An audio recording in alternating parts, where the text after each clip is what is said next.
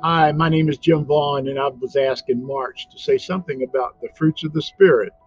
And the fruit of the Spirit I was asked to talk about is gentleness. Galatians 5:22 says, "But the fruit of the Spirit is love and joy, peace and patience, kindness, goodness and faith, gentleness and self-control."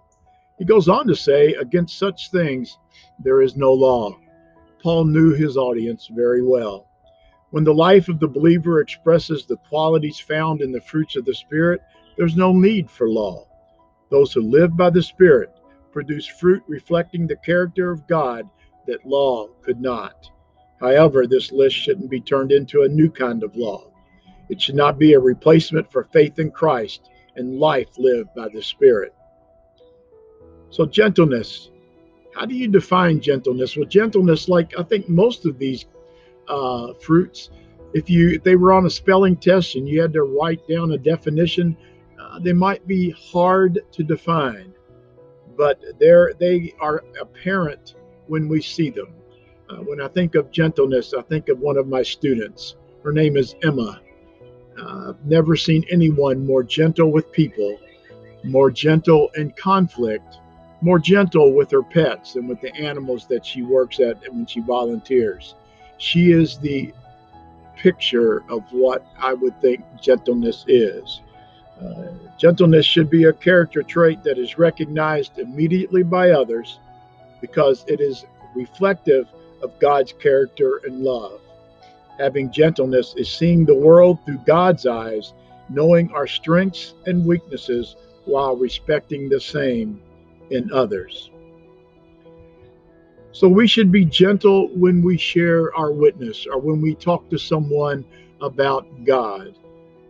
This reminds me of the story of the woman at the well, and I'm not going to spend a lot of time talking about it, but Jesus runs into a woman on a very hot, thirsty day.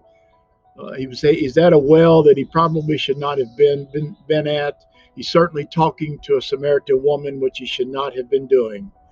But through his gentleness and love and concern, he made such an impact on this woman that when she went back to her people, all she could talk about was the relationship and what had happened with her interaction with Christ.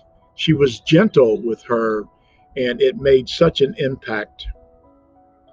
Another thing that we should be gentle with is in our correcting or our adjusting of our people, of our family, of our friends. 2 Timothy 2 says, "And the Lord's servant must not be quarrelsome, but kind to everyone, able to teach, patiently enduring evil, correcting his opponents with gentleness."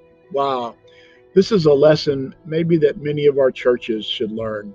We are tough on our own sometimes. I haven't always seen a lot of discipline done with gentleness. With gentleness, we are to restore those caught by sin, but at the same time, we are to be on guard. Watch ourselves, and you also may be tempted. You're going into dangerous territory, so let gentleness protect you from falling into sin yourself. So, gentleness, what is it? It's submitted strength, power under control. Gentleness is love touching. How is gentleness developed in our lives? Well, sometimes we learn gentleness through God's tender touch, and in other times, we learn gentleness through difficult situations, through resistance. Why should we be gentle? Through gentleness, we rescue and we restore those caught by sin and protect ourselves through temptation. Let God truly strengthen us through gentleness. May God be with you during these weird, difficult times, and may you always consider being gentle and accepting the gentleness that God gives us through the gifts of His Spirit.